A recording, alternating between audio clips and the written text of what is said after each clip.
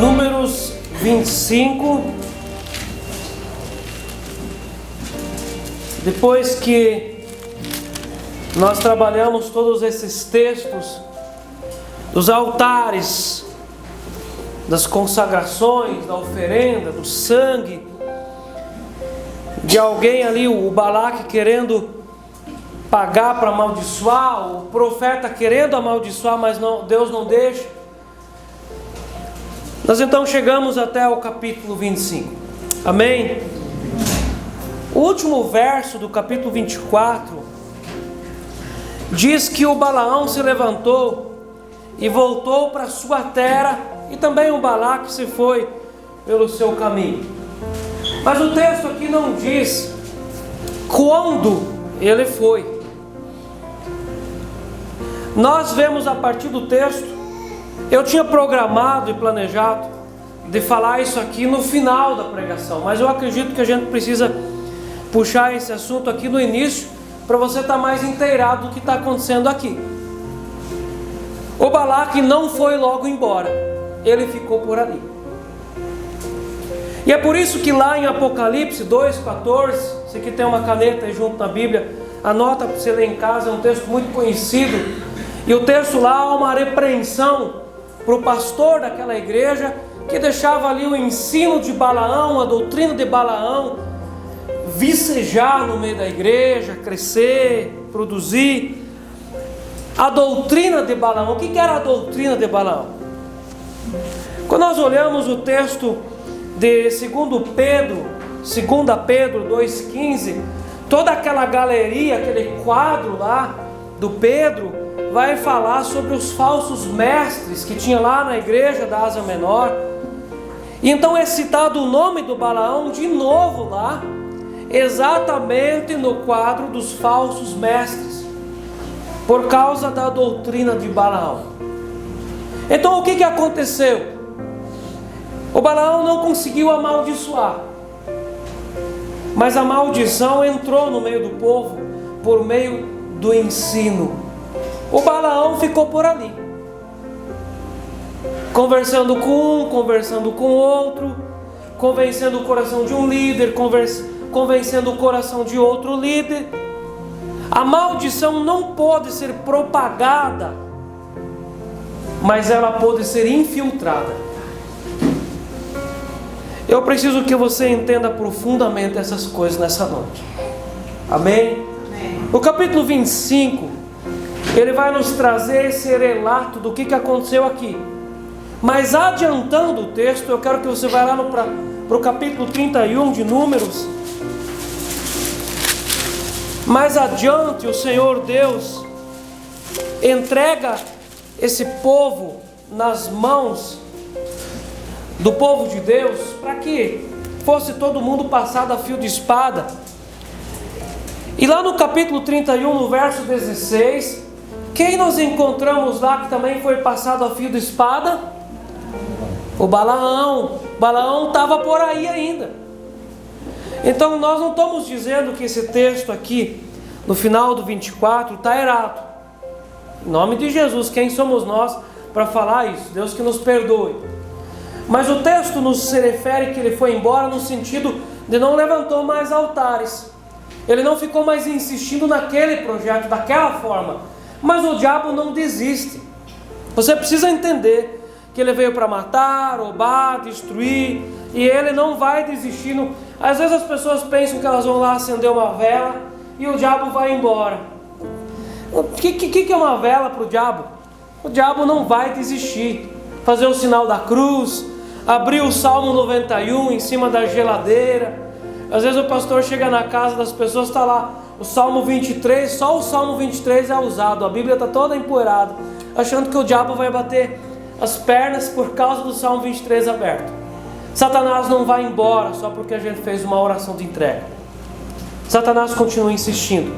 Nesse Números 31, verso 16, 17, eis que estás por conselho de Balaão. Eis que estas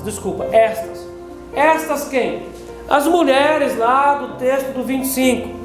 Estas por conselho de Balaão fizeram prevaricar os filhos de Israel contra o Senhor. Então o povo não foi amaldiçoado por palavra dada, mas o povo foi sim amaldiçoado depois por um ensino errado.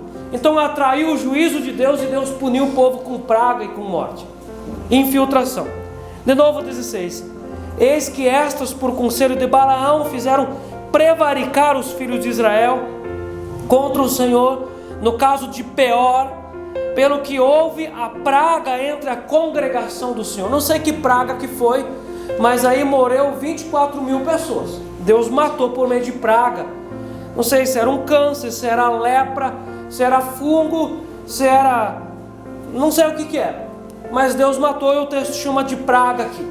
Verso 17. Agora, pois, matai dentre as crianças todas as do sexo masculino, e matai toda mulher que coabitou com algum homem, deitando-se com ele.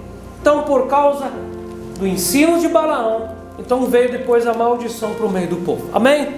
Adiantei já na introdução algo que eu ia colocar só no final, mas Deus seja louvado. Agora nós vamos ler o capítulo 25, o que aconteceu aqui nesses 18 versos. Amém? Habitando Israel em Sitim, começou o povo a prostituir-se com as filhas dos moabitas. Então, costurando esses textos da doutrina de Balaão, os falsos mestres, com o que aconteceu, nós entendemos que o Balaão ficou ali ensinando. Ele era alguém que tinha alguma influência. E como ele ensinou que o povo vivesse? Qual é o ensino? Qual que é essa doutrina do Balaão? A prostituição e a idolatria. Habitando Israel em Sitim, começou o povo a prostituir-se com as filhas dos moabitas. Estas convidaram o povo aos sacrifícios e aos seus deuses. E o povo comeu e inclinou-se aos deuses. Claro, em muitas propagandas do mundo é usada a figura de uma mulher bonita para atrair os olhos. Bebida alcoólica. Então vamos colocar o que ali nessa figura para atrair os olhos? Uma mulher. Então foi usado ali a figura da mulher, as mulheres, e provavelmente essas mulheres, elas eram mulheres bonitas, lindas. Então usaram essas mulheres para atrair os homens judeus para a idolatria e para a prostituição. 3. Juntando-se Israel a Baal Peor, a ira do Senhor se acendeu contra Israel. Disse o Senhor a Moisés: toma todos os cabeças do povo e enforca-os ao Senhor ao ar livre, enforcamento. E a ardente ira do Senhor se retirará de Israel. Então Moisés disse aos juízes de Israel: cada um mate os homens da sua tribo que se ajuntaram a Baal Peor, naquela desgraça ali, prostituição, idolatria, um culto a um Deus ali. Verso 6. Eis que um homem dos filhos de Israel veio e trouxe a seus irmãos uma midianita perante os olhos de Moisés e de toda a congregação dos filhos de Israel, enquanto eles choravam diante da tenda da congregação. Eles estavam tendo ali um momento de quebrantamento, de entender o que estava acontecendo, os líderes chorando. Aí você vê o homem ali, manso, enquanto que estava todo mundo chorando, manso, trazendo uma midianita ali de boa, passando na frente da reunião de oração para levar para a tenda dele para dormir com ela. Mas é manso, é abusado. 7. Vendo isso, Finéias, filho de Eleazar, lembra que Eleazar era irmão de Arão? Filho de Arão, filho. E ele teve um filho chamado Finéias. Vendo isso, Finéias, filho de Eleazar, filho de Arão, o sacerdote, levantou-se do meio da congregação e pegando uma lança. Você entende que às vezes o primeiro recurso é conversar, mas às vezes não é, nem sempre se conversa. Às vezes é necessário pegar uma lança. Esse problema aqui era um problema que não adiantava sentar e conversar. Era um problema de pegar uma lança. 8. Foi após o homem israelita até o interior da tenda, o lugar do pecado, e o atravessou ao homem israelita e à mulher, a ambos pelo ventre. Então a praga cessou de sobre os filhos de Israel. Matou eles pelo ventre. Cravou a lança no meio dos dois ainda. Meus irmãos, eu não sei o que eles estavam fazendo para ele conseguir encravar os dois de uma vez, mas estavam fazendo alguma coisa. Verso 9: os que morreram da praga foram 24.000. Você entende que as coisas têm consequência?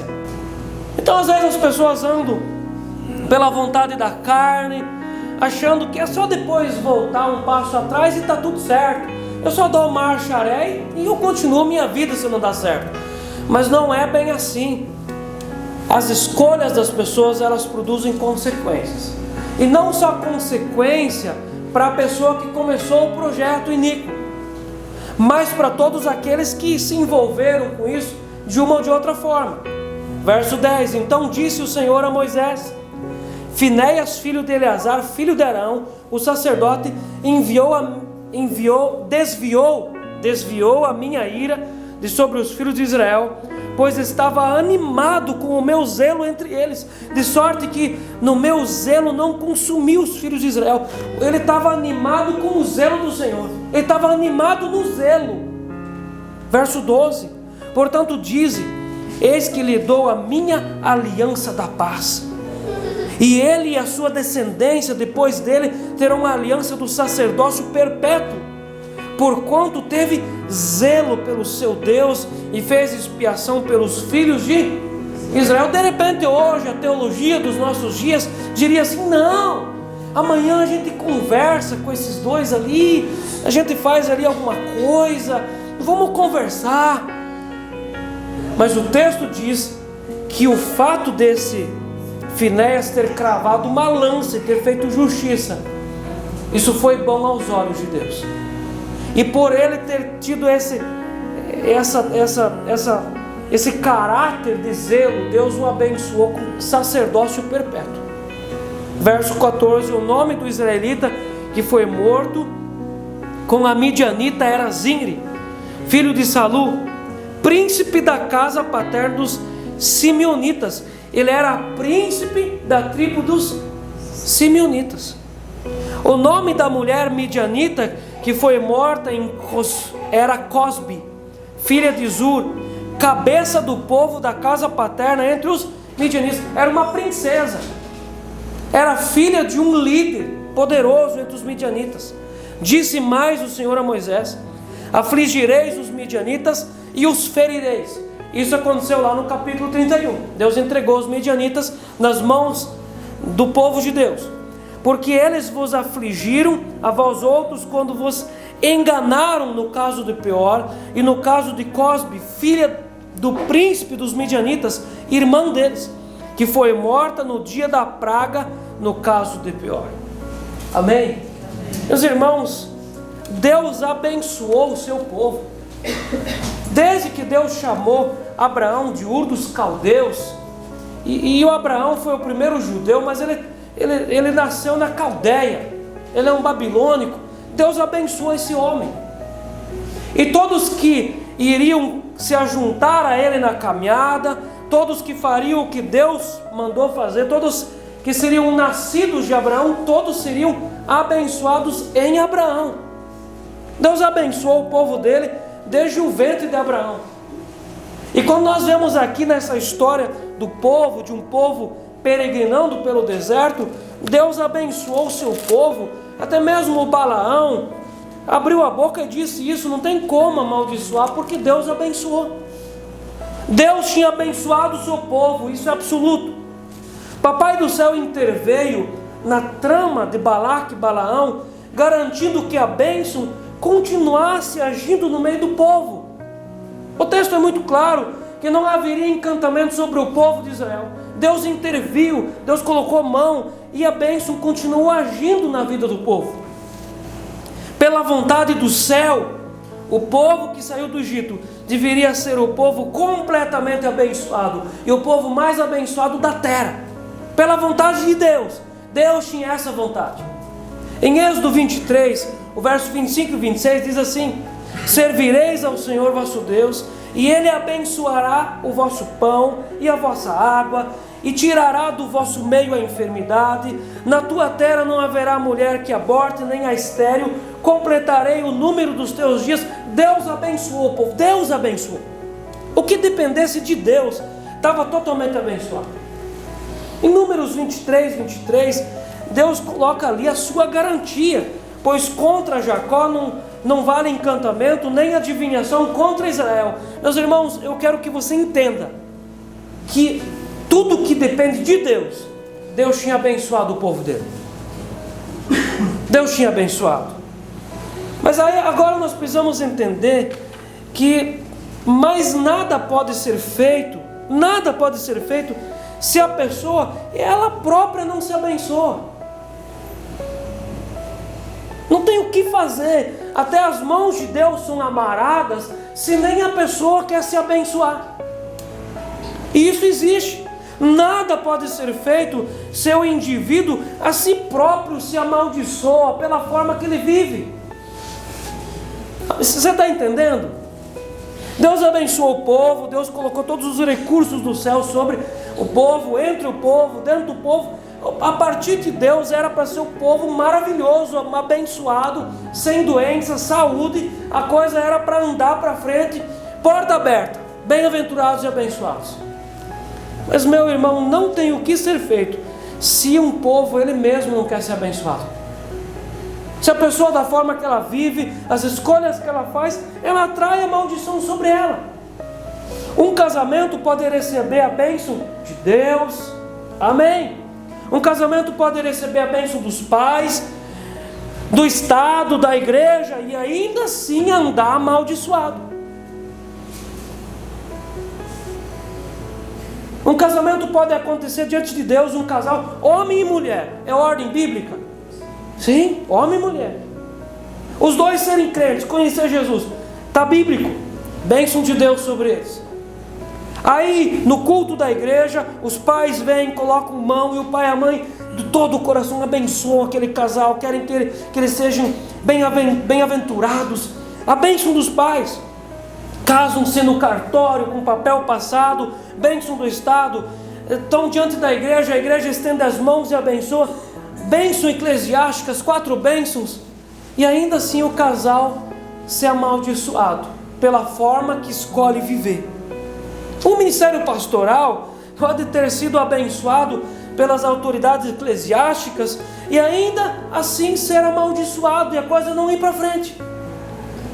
Meus irmãos, no que depender de Deus, Deus quer nos abençoar. Mas muitas vezes o povo não quer ser abençoado pela forma que vive e pela forma que faz escolhas. Satanás é muito mais perigoso pela sutileza do que pela violência.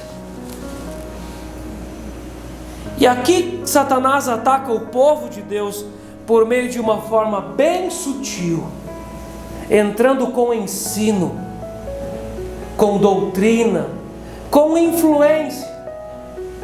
Por isso que os textos do Novo Testamento, a gente vai falar de 1 e 2 Pedro, 1 e 2 João, a gente vai falar do Judas. São textos que a seriedade é tão grande em cima dos falsos mestres. Em Mateus 7, Jesus fala que os falsos mestres, eles parecem cristãos, parecem ovelhas. Mas um falso mestre é como diz um grande teólogo, que é como um porco selvagem na horta. Ele faz uma bagunça, termina com tudo, acaba com tudo. Mas é uma infiltração sutil, silenciosa, devagar, que vai entrando no meio da igreja, aquela doutrina, que vai entrando, aquela sutileza, aquela influência, que vai atingindo uma família, outra família, um casamento, os filhos. Assim, dessa forma, o Balaão trabalhou. O pecado é a semente do diabo, que tem autoridade e eficiência para separar o homem da presença de Deus. O diabo não pode tirar você do céu. O diabo não tem essa autoridade, mas o pecado tem. O pecado pode nos separar da presença de Deus. O pecado é a flor linda no jardim de Satanás. E o pecado, uma vez consumado no coração, faz a separação de Deus e o homem. Até a graça vai embora, aonde o pecado floresce e aonde o pecado produz. A partir de Deus, Deus quer abençoar, mas eu preciso estar alinhado com o Senhor para receber a bênção. Então, qual que é a estratégia do diabo aqui? Infiltração. Então, nessa noite, é justo, é honesto, é legítimo que a gente pare para analisar a nossa vida. Nenhum de nós pode levantar a mão e dizer: não, eu estou blindado e estou tranquilo. Para mim não é essa palavra. Nós precisamos ser humildes, nos quebrantar e perceber um pouco como que o diabo trabalha por meio da influência e da infiltração. Então a infiltração começa no verso 1, habitando Israel em Sitim. Começou o povo a prostituir-se com as filhas dos moabitas. A infiltração de espírito de prostituição. Há uma casta demoníaca, uma hierarquia demoníaca que age no espírito de prostituição. E essa infiltração às vezes está no meio das famílias, que alguém lá anos passados começou essa infiltração de prostituição em toda essa linhagem. E Deus trabalha por meio de linhagem. Até mesmo a genealogia de Jesus é importante para o céu e para a terra. Às vezes lá alguém muito antes, às vezes de vir para o Brasil ou de algum outro estado, começou lá um espírito de prostituição, de viver na prostituição, e aquilo vai passando de geração em geração, e de repente isso está na nossa casa. E Satanás se infiltra com esse espírito de prostituição no meio do povo. E vai se infiltrando, infiltrando. O povo prostituiu-se com as filhas dos moabitas. A palavra prostituição, ela vem da mesma raiz, do mesmo combo grego, que é porneus. E a palavra porneus, ela significa 4 coisas: adultério, fornicação, homossexualidade e masturbação. Quem acessa um desses, acessa todos. Quem chuta um desses é atingido pelos estilhaços de todos. Então, porneus, adultério, fornicação, homossexualidade e masturbação é uma infiltração do diabo no meio da sociedade.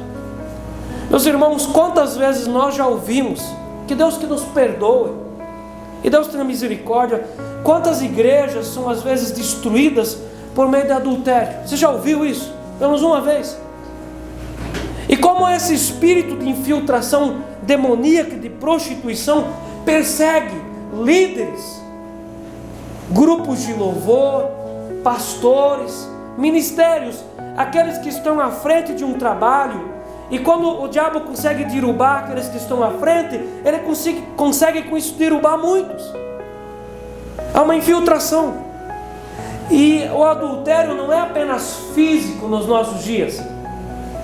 Até mesmo Jesus já tinha citado que o adultério não é apenas uma conjunção carnal física. Ele disse: vós ouvistes os antigos, não adulterarás. Eu, porém, vos digo, quem tiver um pensamento impróprio com uma mulher, com ela já adulterou. Então não é apenas físico. O adultério não é apenas físico, mas também é uma prostituição por meio da mídia. Hoje isso está muito comum. Conforme a pesquisa da empresa de pesquisa Netscope,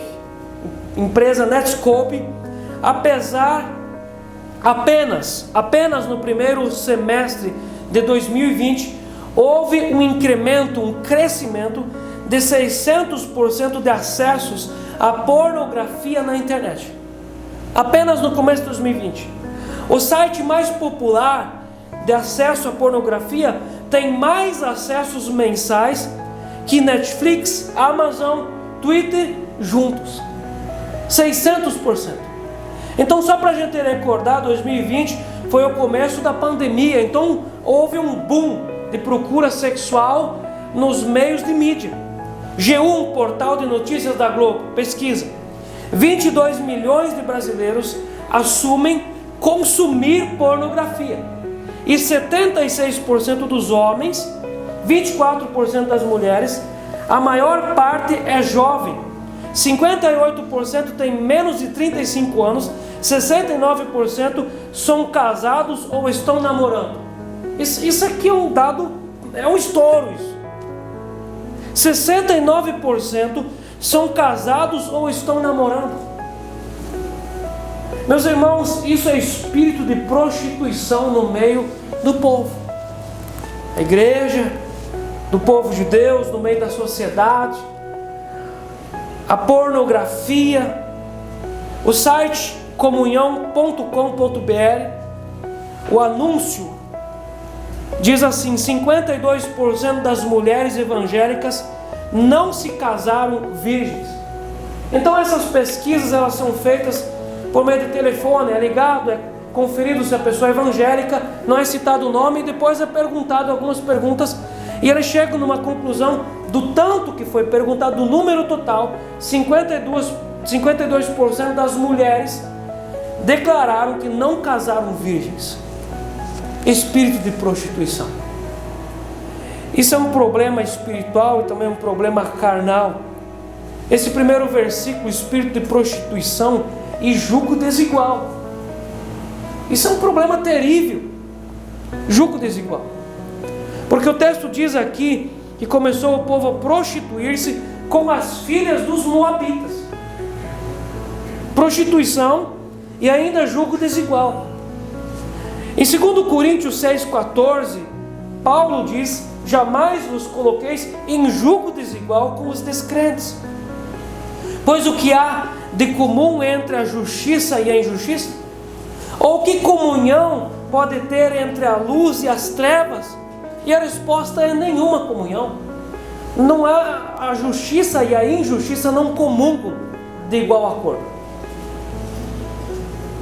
Jugo desigual. Jugo desigual é colocar, por exemplo, um porco e um cavalo debaixo da mesma canga para puxar uma carroça na mesma direção. Não funciona. É impossível alguém, a gente diz isso no interior, se chama de embrochar. É embrochar um cavalo e um porco numa mesma canga para puxar uma carroça. Isso é impossível. O cavalo até pode caminhar, mas o porco é atrapalhado. O porco não sabe, até se adestrar o porco, ele não vai puxar uma carroça. Até se chamar o porco e dizer: vamos fazer uma lavagem cerebral no porco e dizer: você não é mais porco, você é um cavalo. Ele vai continuar sendo porco. Isso é jugo desigual.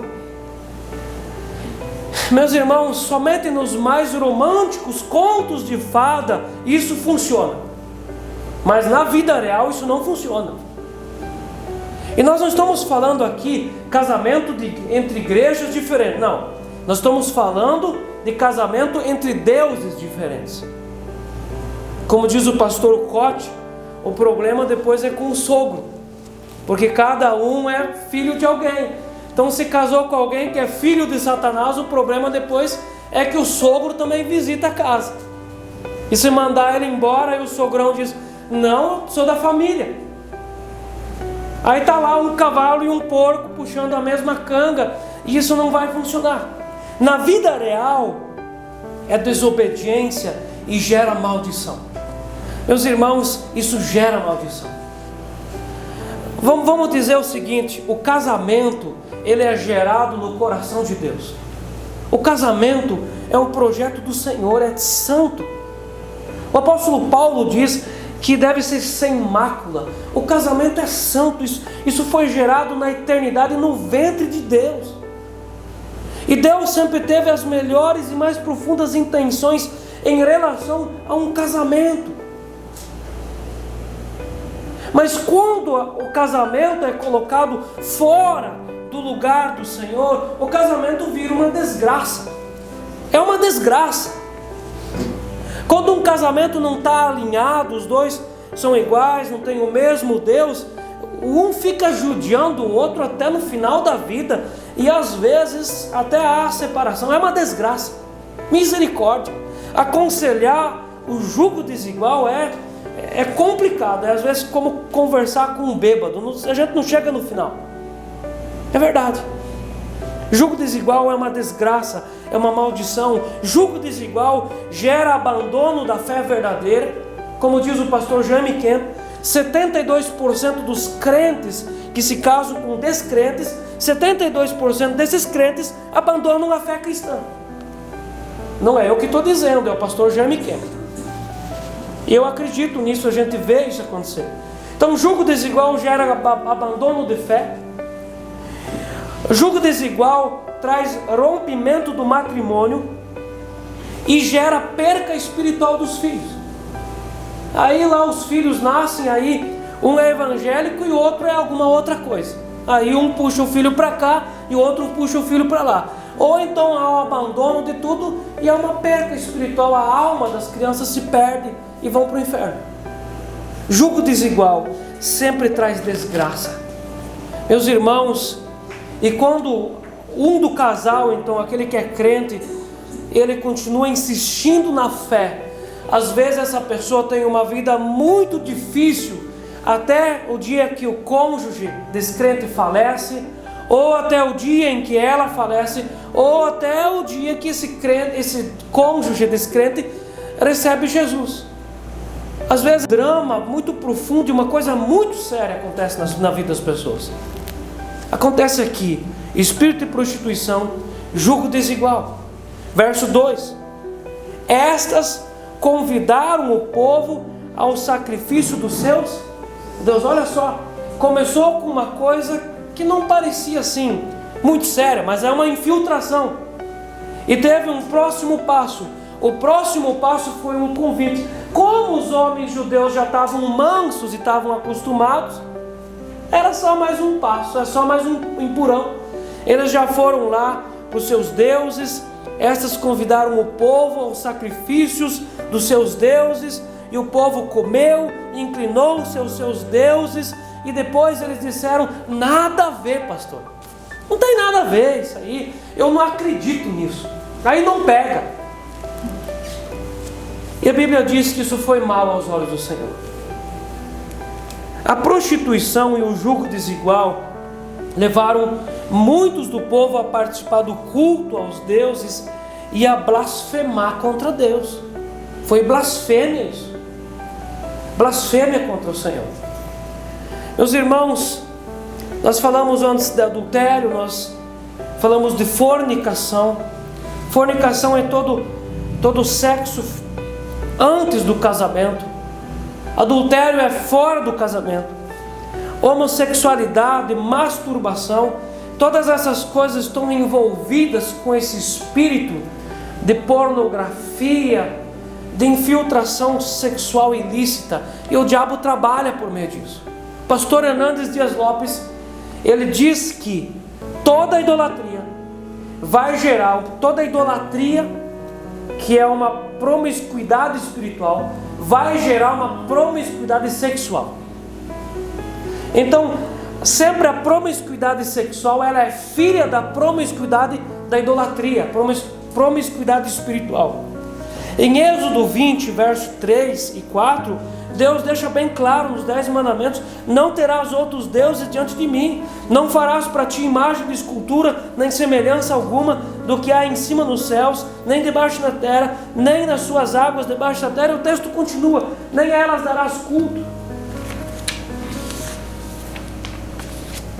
Eles não eram para cultuar outros deuses, e eles fizeram as duas coisas. A porta da idolatria foi aberta após a porta da promiscuidade sexual ser adentrada. E isso foi mal aos olhos do Senhor. O verso 6 diz assim: eis que um homem dos filhos de Israel veio e trouxe a seus irmãos uma midianita perante os olhos de Moisés e de toda a congregação dos filhos de Israel. Assim, o povo estava tão acostumado com o pecado, tão manso de tudo, e as pessoas ficam assim. As pessoas ficam assim. Você vai ver hoje o povo evangélico os filhos trazem namorada para casa, vai para a cama e está tudo certo. E os pais dizem, é que hoje em dia é assim. O povo fica manso. Você fica acostumado com o pecado, aquilo já não dói mais, aquilo não traz desconforto, e as pessoas ficam acostumadas. Até os príncipes do povo estavam amansados pelo pecado, dominados, enfeitiçados por aquele prazer. Aí trouxe uma midianita para casa. Você imagina, isso funciona assim, quer ver? Vamos imaginar que o pastor ensina algo sobre cuidado com o corpo. Cuidado, você que é uma mulher cristã, quando você vai num lugar, não mostre o seu corpo. Aí logo naquela semana depois da pregação, a rede social enche de mulheres da igreja mostrando o corpo. É isso que aconteceu aqui. O negócio aqui já estava sendo denunciado o pecado, mas ele ainda colocou na rede social ele e a midianita, para dar na cara dos líderes, assim, para dar na cara do Moisés, para mostrar que ele que mandava, ele fazia o que ele queria, porque ele era um príncipe. Você está entendendo? Meus irmãos, isso é terrível. O povo estava muito à vontade com o pecado. Cauterização, familiarização com a blasfêmia, e a blasfêmia tinha se tornado uma integrante da família. Estava tudo certo. E depois daquilo as pessoas diziam, não tem nada a ver, é que Deus está vendo, e Deus sabe do nosso coração, e Deus está abençoando a gente. Mas o verso 3 diz, juntando-se Israel a Baal Peor, a ira do Senhor se acendeu contra Israel. Podem passar décadas e séculos, e o mundo pode crescer em tecnologias, mas a ira do Senhor sempre vai se levantar contra o pecado da promiscuidade sexual e da idolatria. Podem passar muitos anos e muitas coisas mudarem, mas Deus não muda. As regras do Senhor não mudam. E Deus se irou contra aquilo. Verso 4, disse o Senhor a Moisés, toma todos os cabeças do povo, cabeça de raça, gente, príncipes, que era para ser gente esperta, gente que mostrava o trilho, o caminho. Era para ser gente que deveria se reproduzir, tanto biologicamente como espiritualmente, para propagar um povo santo. Eram pais, eram maridos, era gente, era um príncipe, gente. Mas esse povo, por meio desse povo, foi propagado o pecado no meio do povo. E disse o Senhor a Moisés, toma todos os cabeças do povo e enforca-os ao Senhor, ao ar livre, e a ardente ira do Senhor se retirará de Israel. Mata todos. Meus irmãos, você percebeu como que às vezes as coisas vão tão longe que não existe mais reconciliação? Que Deus nos dê um coração quebrantado, gente, para isso não acontecer com a nossa vida. Eles ultrapassaram limites muitas vezes e não teve palavra de reconciliação, teve palavra de enforcamento. Até ali para o Zimri e para essa outra midianita não teve palavra de reconciliação. O natural era que essas pessoas eram visitadas pelo sacerdote, era lido a Bíblia para eles e era pedido, vocês se arrependem do pecado? Aí eles diziam sim. Então vamos fazer uma oração de arrependimento, pedra neles, para que eles fossem para o céu. É misericórdia. Não se arrepende, pedra neles. Mas foi dada a oportunidade. Nem isso foi dado aqui.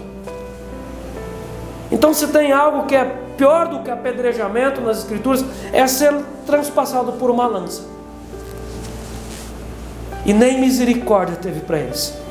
O verso 5, então Moisés disse aos juízes de Israel, cada um mate os homens de sua tribo que se ajuntaram a Baal, cada um faz justiça na sua tribo.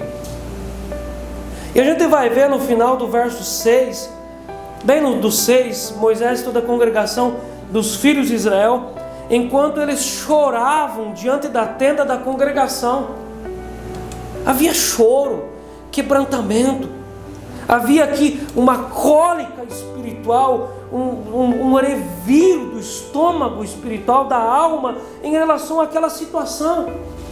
E às vezes, como o pai e a mãe olham para os filhos e dizem: meu papai do céu provavelmente vai ter juízo. E os filhos estão obstinados, grossos, altivos, soberbos. E às vezes não tem outro jeito, os pais choram, mas eles vão ver os filhos às vezes quebrados, arrebentados, às vezes até mortos. Pesada a palavra, né? Os líderes estavam chorando, porque um líder que está alinhado com o Senhor, ele sabe o que vai ter. Um líder sabe o que vai acontecer. Então, se as pessoas estão tão obstinadas, tão loucas no pecado, às vezes não tem outra saída, é necessário atravessar com uma lança e acabou. Misericórdia. Mas o texto então começa a falar de um homem chamado Finéias. E eu quero que você veja por você que antes de falar desse homem ali, o israelita, no verso 14, o tal do Zimri e a Cosbe, antes de falar da história deles, é exaltado um homem zeloso. O homem zeloso é exaltado, verso 7. Vendo isso, Finéias, filho de Eleazar, filho de Araão, sacerdote, levantou-se do meio da congregação e, pegando uma lança, ai que violência! Hoje a gente ouve muito essa palavra, até no meio da política.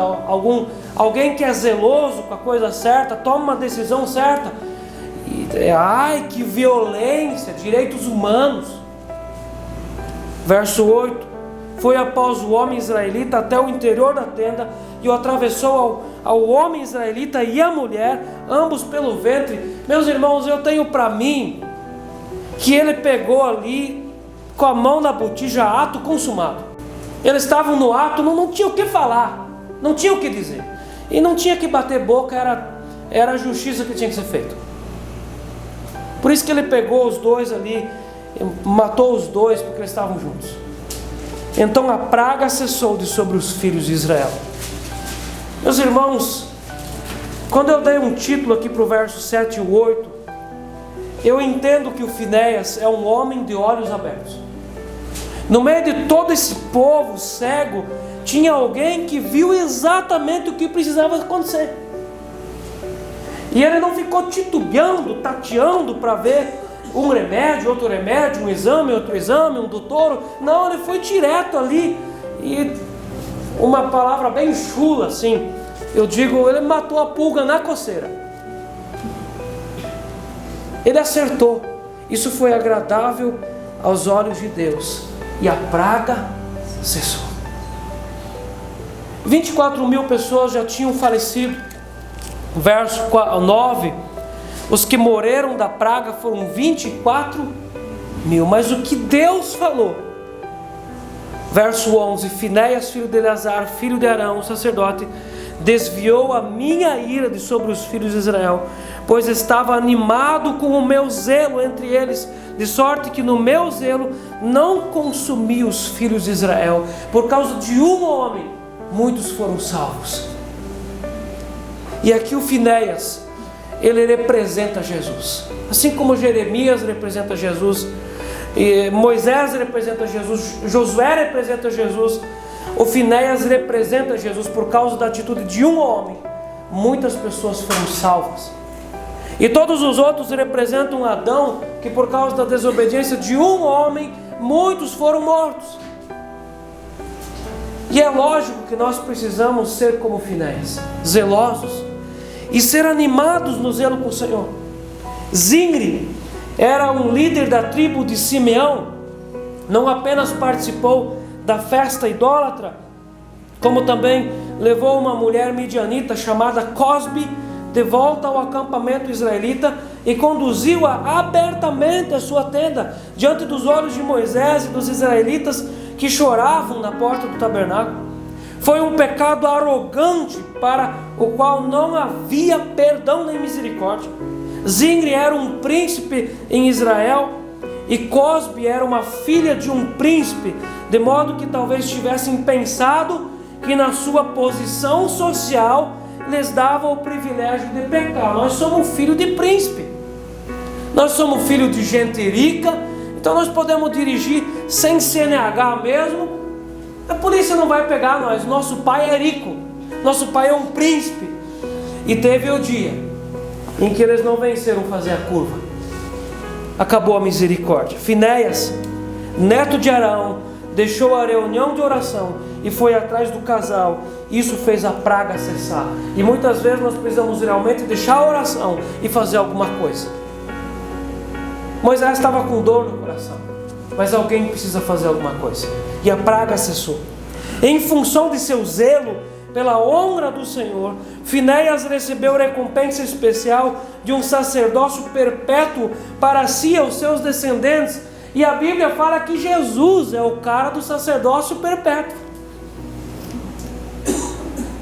Olha o verso 13: e ele e a sua descendência depois dele terão a aliança do sacerdócio perpétuo, porquanto teve zelo pelo seu Deus e fez expiação pelos filhos de Israel. Naum, profeta Naum, logo no começo, no capítulo 1, versos 2 e 3, diz: o Senhor é Deus zeloso e vingador, o Senhor é vingador, o Senhor é vingador e cheio de ira, o Senhor toma vingança contra os adversários, o Senhor é tardio em irar-se, mas grande em poder, e jamais inocenta o culpado. E nós precisamos tomar como exemplo esse homem chamado Finéias. Nós precisamos ser zelosos nas coisas do Senhor, zelosos na leitura bíblica, zelosos na oração. E qual que é o efeito Balaão hoje em dia? O espírito de Balaão continua. Então não adianta o pastor proibir as pessoas de assistir isso ou aquilo na internet, a mídia. Mas nós precisamos ter discernimento daquilo que é certo e daquilo que é errado, daquilo que é Bíblia e daquilo que é ensinamento de Balaão. Meus irmãos, um dia eu ouvi alguém lá na internet ensinando que o crente pode ouvir música secular tranquilo, e ele provando ali por A mais B que aquilo não implicava na vida cristã. É um Balaão, é um Balaão. Uma outra vez eu ouvi um outro pastor ensinando abertamente num culto que o crente pode tomar bebida alcoólica tranquilamente, e ele ainda falou de outros teólogos que sentavam com teólogos e tomavam bebida alcoólica. É um Balaão, gente, vestido de profeta. O espírito de Balaão, ele não saiu do meio do povo evangélico. Então é sempre uma negociação barata, uma equivalência, não tem diferença, é que não tem nada a ver, e assim as coisas vão entrando na vida das pessoas em forma de prostituição e em forma de idolatria. E às vezes o pai e a mãe nem enxergam nada, já estão acostumados, já estão mansos. Às vezes o casamento já nem vê mais nada, a esposa às vezes já nem percebe mais nada, e a pornografia está dentro de casa. Por isso que é necessário o zelo do casal e dormir junto na mesma hora. É por isso que é necessário o teu zelo dos pais em relação aos filhos, o que eles enxergam e olham no celular. Tem que ter zelo. Zelo. Meus irmãos, nós não podemos ficar assistindo tudo que é coisa que aparece na internet. Nós somos cristãos. E nós não podemos ficar dando crédito a qualquer espírito. A gente tem que ser zeloso. Qualquer alguém começar de inventar alguma coisa diante da gente, não brinca com Satanás. A palavra dele tem autoridade para se infiltrar dentro de você, e mais um pouco você acredita e tem aquilo como verdade. Seja zeloso com a sua casa. Seja zeloso com as músicas que você ouve. Seja zeloso. Nessa noite eu quero aconselhar você, para que você, homem e mulher, seja um Finéias, uma Finéias. E tem coisas que precisam ser executadas e não conversadas. É necessário muitas vezes tomar decisões com lança. Mas ninguém precisa chegar em casa e botar uma lança em alguém, tá? Isso aqui é figurado, é espiritual, mas é necessário tomar decisões. E quando nós tomamos decisões, nós preservamos duas coisas. Primeiro, o nosso sacerdócio. Segundo, nós preservamos descendência. Aonde que a descendência profética de muitos pastores é perdida? Na falta de zelo. Pai e mãe cheio de unção, filhos no bocão, porque foi perdido o zelo. O zelo é a garantia de uma descendência em Cristo e de um sacerdócio hoje e amanhã, até a alta idade e na eternidade. Amém? Você entendeu essa palavra? Eu creio que você deve ter entendido com o teu espírito, com a tua alma, o que é doutrina de Balaão. Amém? Você entendeu? Então nós estamos avisados, e Deus nos avisou essa noite sobre tudo isso. Amém. Nós vamos orar. E eu quero que você ore pela sua casa, pela sua família, e nós também vamos orar pela igreja. Amém? É que Deus cuide da gente.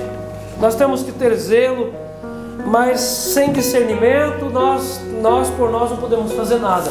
E nós pedimos para Deus que Ele nos cuide. Amém? Em nome do Senhor Jesus, eu quero colocar diante do Senhor, Pai, a minha gratidão por o Senhor ter mostrado as coisas para a gente entender. Obrigado, Deus. E o Senhor tem clareado as coisas para a gente, e a gente conseguiu entender com mais profundidade a questão da doutrina de Balaão, a infiltração da promiscuidade, da prostituição, e os estragos que isso causa no meio da igreja, no meio do teu povo. Senhor Deus, nesse texto aqui, não teve outro recurso. O Senhor teve que matar 24 mil e mais um príncipe e uma princesa que deixaram de existir na história. Que não venha sobre nós essa desgraça, Senhor, em nome de Jesus. Que no nosso meio haja a tua bênção, que o Senhor abençoe o nosso pão e a nossa água, que não tenha no meio de nós esterilidade espiritual. Em nome de Jesus, mostra-nos, abra os nossos olhos. Nós queremos ser homens e mulheres de olhos abertos para entender as coisas que estão por aí no mundo e às vezes batem na porta da nossa casa. Dá-nos discernimento, Senhor. Eu oro, Senhor Deus, por cada família, por cada homem sacerdote da sua casa, que cuide dos seus filhos, que zele, que vigie pela sua casa, para que a prostituição não entre no casamento e nem na vida dos filhos. Em nome de Jesus, Senhor Deus, não nos deixes cair na tentação da conversa fácil desse mundo. Em nome de Jesus, o pecado não é normal, e nós queremos que o Senhor nos assegure essa certeza. Amém. Nós oramos também pela nossa igreja aqui. Cuida, Senhor Deus, da doutrina desse lugar. Em nome de Jesus, Senhor Deus, cuida do nosso coração em todos os lugares. Em nome de Jesus. Amém. Amém. Amém. Amém.